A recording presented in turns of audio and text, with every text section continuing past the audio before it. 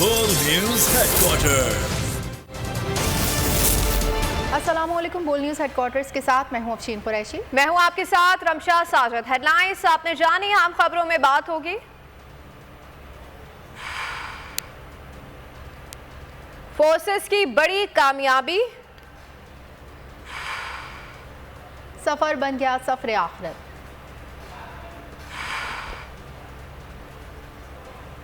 झूठी खबरें चलाना महंगा पड़ गया। तुर्की में जिंदगी की तलाश।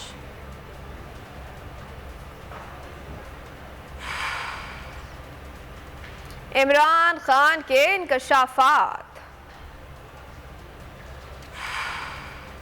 और पीएसएल का तराना कौन गाएगा, ये सब भी होगा। बुलेटिन का आगाज करेंगे। सबसे पहले बात करेंगे लकी मरवत में पुलिस और सिक्योरिटी फोर्सेस से दहशतगर्दों के खिलाफ कामयाब ऑपरेशन किया है। खुफिया इतलात पर किए गए ऑपरेशन में 12 दहशतगर्द हलाक हो गए हैं। पुलिस के मुताबिक दहशतगर्द टांग की तरफ दहशतगर्दाना कार्रवाई के लिए जा रहे थे। फोर्सेस ने रॉकेट लॉन्चर से दहशतगर्दों की गाड़ी को निशाना बनाया, जिससे दहशतगर्द मारे गए। मुलजिमान के कब्जे से भारी मिकदार में असलहा भी मिला है। मारे गए दहशतगर्द फोर्सेस पर हमलों समेत दहशतगर्दी की मुतादिद वारदातों में मतलूब थे। कार्रवाई में फोर्सेस का कोई नुकसान नहीं हुआ। कार्रवाई के बाद फोर्सेस ने इलाके का मुहासरा करके सर्च ऑपरेशन शुरू कर दिया है।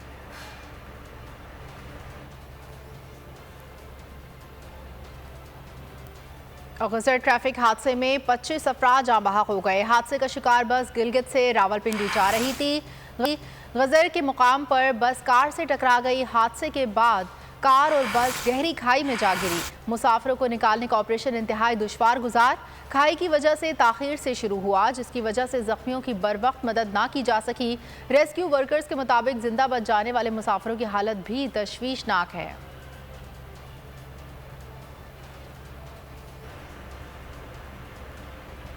लंदन में मुकीम मारूफ समाजी रहनुमा शायान का कहना था कि अप्रैल 2022 को जियो समेत 22 चैनल्स ने फेक न्यूज चलाई, जिसमें मुझ पर इल्जाम आयद किया गया है। मैंने साबिक वजीर आजम नवाज शरीफ पर हमला किया है और उनके एक गार्ड को जख्मी किया है। बोल न्यूज से गुफ्तगू में शायान का कहना था कि फेक न्यूज की बुनियाद पर शहबाज शरीफ, मरीम नवाज समेत दीगर कायदीन ने मेरे खिलाफ बयानात जारी किए। अब जबकि अदालत ने मुझे सुरखरू किया है तो मैं अपनी लीगल टीम से हत्या की इज्जत का दावा दर्ज करने से मुतालिक मशवरे कर रहा हूं। शायान ने मुतालबा किया है कि मुस्लिम लीग नून की क़यादत उनके खिलाफ बयान वापस ले।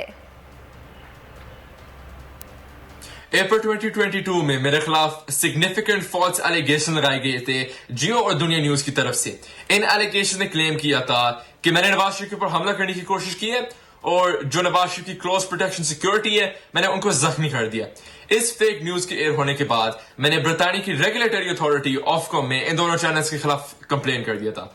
अभी ऑफकॉम ने फाइनल डिसीजन मेक कर दिया है इन दोनों केसेस में। अभी इस फेक न्यूज के एयर होने के फौरन बाद पाकिस्तान मुस्लिम लीग नवाज की सीनियर क़यादत, जिसमें मरियम नवाज, एसार और शहबाज शरीफ है, इन सब ने मेरे खिलाफ स्टेटमेंट्स इशू की थी। अभी क्या ऑफकॉम के डिसीजन के बाद ये सब जो पाकिस्तान मुस्लिम लीग नवाज की क़यादत है, ये अभी मेरे से माफी मांगेंगे?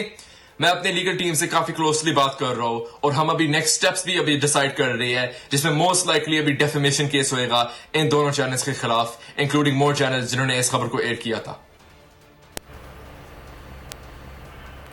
सहाफत को कारोबार समझने वालों को मुंह की खानी पड़ी। लंदन में मुकीम मारूफ समाजी रहनुमा शायान का कहना था कि अप्रैल 2022 को जियो समेत 22 चैनल से फेक न्यूज चलाई, जिसमें मुझ पर इल्जाम आयद किया गया कि मैंने साबिक वजीर आजम नवाज शरीफ पर हमला किया है और उनके एक गार्ड को जख्मी किया है। बोल न्यूज से गुफ्तगू में शायान का कहना था कि फेक न्यूज की बुनियाद पर शहबाज शरीफ, मरियम नवाज समेत दीगर कायदीन ने मेरे खिलाफ बयानात जारी किए। अब जबकि अदालत ने मुझे सुरखरू किया है तो मैं अपनी लीगल टीम से हत्या की इज्जत का दावा दर्ज करने से मुतालिक मशवरे कर रहा हूं।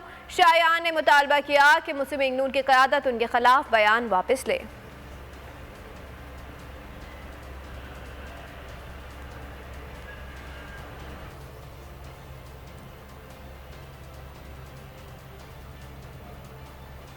16 साला शायान जियो टीवी के खिलाफ केस जीत गया। मारूफ सहाफ़ी शाहीन सहबाई का ट्वीट, कहा क्या शर्मिंदगी है।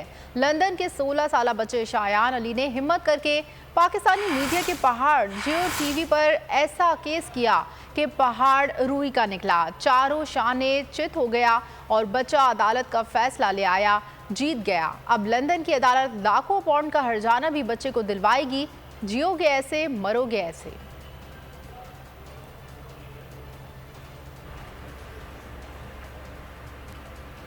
तुर्किया में 100 साला तारीखी ज़लज़ले में तुर्की और शाम में मरने वालों की तादाद 7,000 तक पहुँच गई है। 26,000 से ज़ायद ज़ख्मी हो गए हैं।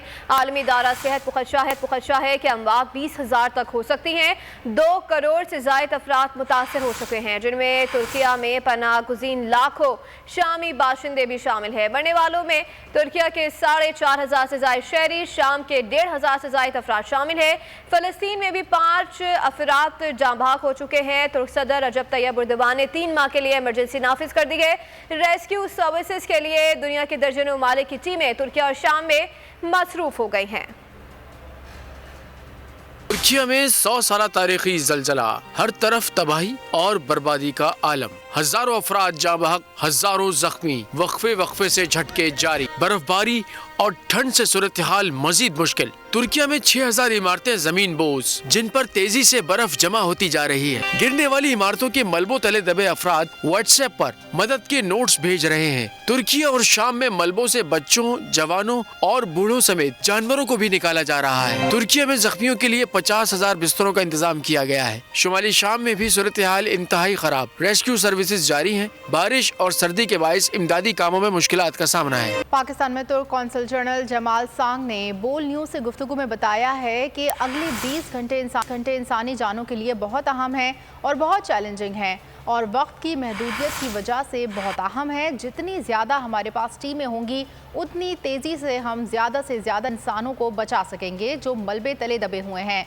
तो कौंसल जनरल ने कहा कि पाकिस्तान, आज़रबाईजान और तुर्की के शुमाली यूनान ने टीमें भेजी हैं। जितनी ज़्यादा हमारे पास टीमें होंगी, उतनी तेज़ी से हम ज़्यादा से ज़्यादा इंसानों को बचा सकेंगे जो मलबे तले दबे हुए हैं। सानहे में किसी पाकिस्तानी के जानी नुकसान की इत्तला नहीं है और ना होगी इंशाअल्लाह। Turkey has declared level 4 alarm that calls for international assistance. Until now, we get response from different 40 countries. Right now, we have search and rescue teams from 13 European countries, rescue teams from Pakistan, from Azerbaijan, from Turkish Republic of North Cyprus. And we are now having 8 operations also from the other countries as well. What we are expecting, we will get friendly and brotherly countries. They can come and then join us, search and rescue operation, because now we are having winter season over there. The next 24 hours is very crucial and very challenging, very important because of the time limit. More rescue teams we have, the more we can save the lives under the debris and in the rubble. Alhamdulillah, there is no report any casualties of Pakistani so far. Inshallah, there won't be any. We haven't got any report. Alhamdulillah. क्या 29 जनवरी को पाकिस्तान में ज़लज़ला आना था? क्या तुर्किया में ज़लज़ला पाकिस्तान के बाद आना था? सोशल मीडिया पर वायरल पोस्ट की हकीकत क्या है?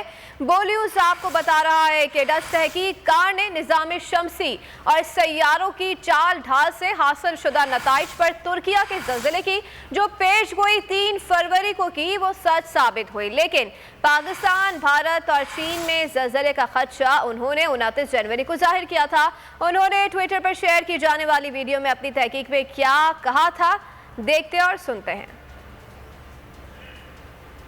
We see a purple band here over Asia from Lake Baikal in the north down to the Indian Ocean that has been on the radar for several days now.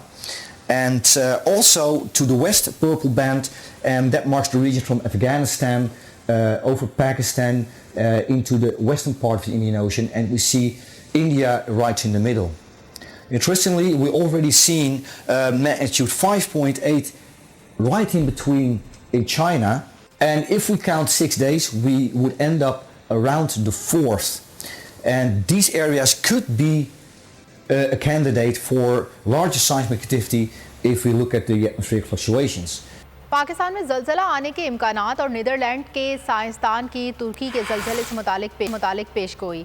Chief metrologist सरदार सरफराज की बोल से गुफ्तगू। कहा, आज तक ऐसी कोई technology और साइंस बनी ही नहीं कि जलजले आने की पेशगोई कर सके। जलजला कभी भी आ सकता है, इसका कोई वक्त मुख्तस नहीं। दुनिया भर के जलजले पैमा मरकज़ भी इस बारे में कुछ नहीं बता सकते हैं। फॉल्ट लाइन जहाँ जहाँ है वो सारा एरिया वल्नरेबल है।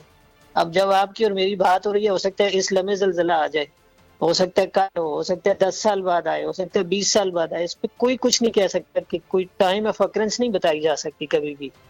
ये उन्होंने कैसे बता दी, अब वो जाने। ऐसी कोई टेक्नोलॉजी, कोई साइंस ऐसी, मतलब जो टेक्टोनिक्स प्लेट का वो है, जो नॉलेज है या जो जियोमैग्नेटिज्म है, उसके हिसाब से तो कोई नहीं है। अब कोई सितारों का या जमीन का, मतलब कुछ सितारों के दरमियान आ जाना, सियारों की मूवमेंट के दरमियान आ जाना, उस बारे में मैं कुछ नहीं जानता जो उसने की हुई है। पेशेंट कोई नहीं कर सकते आपके जी कब आएगा सिलसिला। ये जो कई आपके चैनलों पर बैठे होते हैं नजूमी, वो नहीं कर देते पेशेंट गोइयां कि इस साल फलां के लिए ऐसा होगा तो फलां के लिए ऐसा होगा। अब उनका होता होगा कुछ, हम उसको डिनाई नहीं करते, लेकिन दुनिया भर में जितने भी अर्थक्वेक सेंटर है ना, वो इस चीज को नहीं मानते कि जी आप उसका टाइम बता सकेंगे ज़लज़ला कब आ जाएगा। खूने नाहक बहुत पी चुकी ये जमीन, अब कोई दिन में ये खून उगलने को है। खत्म हो जाएगी ये तमाशागरी, वक्त पलटेगा रोजे जजा की तरह। ये जो पेशावर में ताजा लहू है बहा, एक क़यामत करेगा फलक पर बपा। गम की सलमनाक घड़ी में बोल सानिया पेशावर में शहीद होने वालों के लवाहिकीन के साथ। सब्सक्राइब करें और बेल दबाएं ताकि कोई खबर रह न जाए।